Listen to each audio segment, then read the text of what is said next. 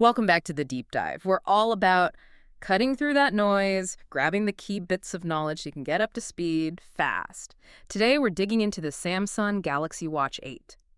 We've got a really thorough review here, and our mission to figure out what makes this smartwatch tick, how it goes beyond just being a gadget. Exactly. And this review, it really lays it all out. The look, the feel, the performance, what makes it special, gives you a great sense of wearing it day in, day out. Okay, so let's unpack this then. Right off the bat, the review mentions this sleek design. What's really standing out there? Appearance, comfort. Well, the 40 millimeter size, especially in graphite, it seems to hit this really nice balance. It looks good enough for, say, the office, but it's also tough enough for the gym. It just works. Okay. And the comfort factor is big. That cushion design sport band they talk about, it feels really secure, apparently very soft, and it handles sweat well. So, yeah, great for workouts. And what about interacting with it? The review mentioned tactile feedback, the dial, the screen. How important is that? Well, it's pretty key, I think. It gives you that feeling of, quality and precision. Makes it feel intuitive to use. Right. And the water resistance 5 ATM, what does that actually mean for someone using it? Can you swim with it? Yeah, 5 ATM means it's good down to about 50 meters. So swimming's fine, wearing it in the rain, no problem at all. These aren't just small details, They add up to make it feel versatile, durable. You feel confident wearing it anywhere, really. Makes sense. That kind of robust design lets the tech inside really do its job, I suppose. Which leads us to the power, right? Under the hood.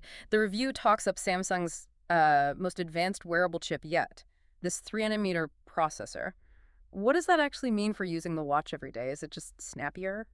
Well, snappier is definitely part of it. This 3nm tech, which is basically cutting-edge manufacturing, makes a noticeable difference compared to older models. You see it in things like, well, how fast apps launch. There's minimal delay. Scrolling through menus feels really fluid. Animations are crisp. Okay, so less waiting around, less lag. Exactly. And it's not just about speed now. It's about what the watch can do. More complex stuff, like maybe smarter AI health features down the line, multitasking.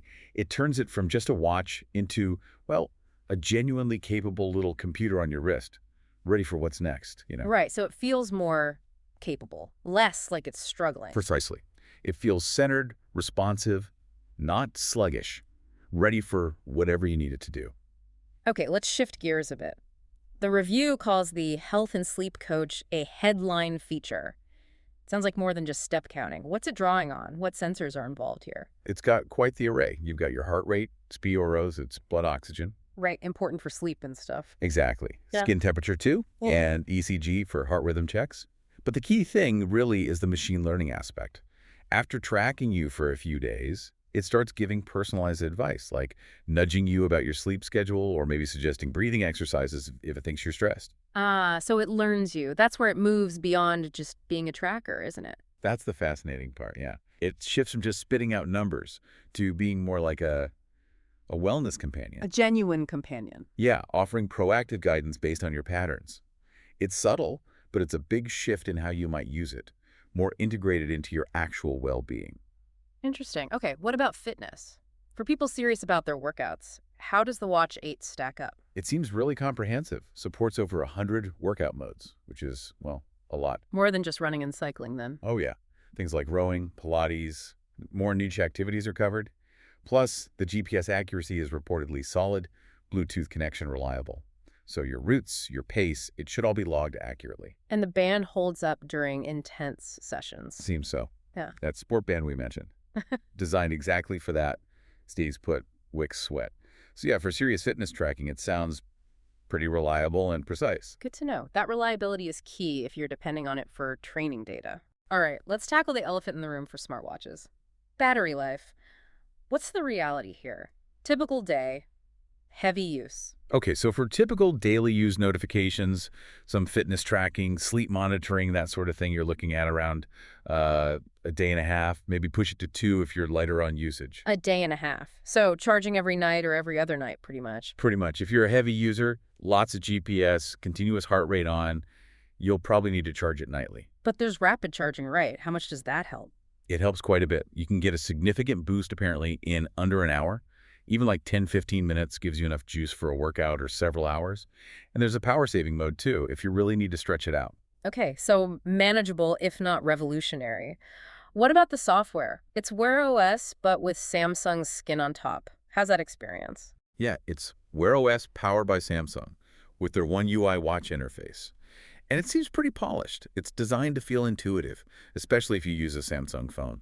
Lots of customization options, tons of watch faces.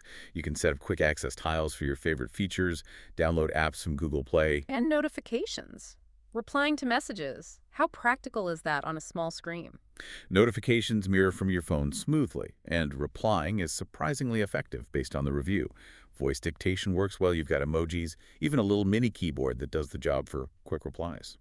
So it really feels like an extension of your phone, but also keepable on its own. Exactly. That combination of Wear OS and One UI makes it easy to use and really lets you tailor it to how you want to use it, making sure the info you need is right there. And beyond the phone connection, what about standalone stuff? Wi-Fi, NFC. Yep, it's got both. So you can stream music over Wi-Fi or use tap to pay with NFC, even if you leave your phone behind.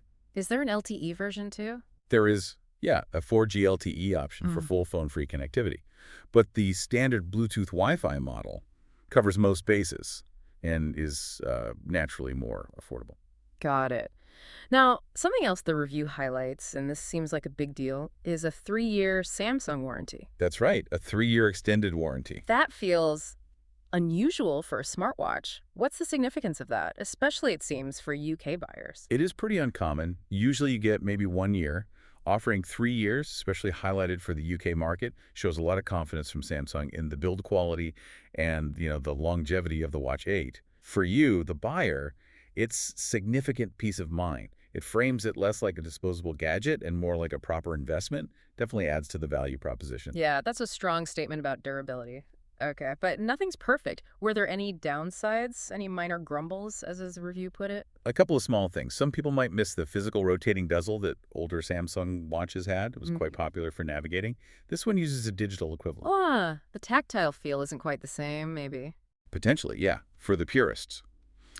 The other thing is that if you go really heavy on third-party customizations, lots of complex watch faces, background apps running it, could drain the battery a bit faster. Okay, but those sound relatively minor compared to the positives. Yeah, I'd say so. They feel like small points against a backdrop of, pretty significant strengths. Not likely to be deal breakers for most people. Right. So wrapping this up then, the Samsung Galaxy Watch 8 sounds like a really well-rounded modern smartwatch. It balances that style and substance effectively. You've got the smooth performance from that new chip, the genuinely useful health and sleep coaching, broad fitness tracking, comfortable design, works for most situations. And that 3-year warranty is a big plus. Definitely a strong package, which kind of leads to a final thought, perhaps. When you look at the Watch 8's focus on personalized health insights, that machine learning combined with that longer warranty, what does that suggest about where smartwatches are heading? Are they moving beyond just being tech gadgets and becoming, I don't know, more like long-term wellness partners? What really stands out to you about how these devices are weaving themselves into our health and well-being? Something to think about.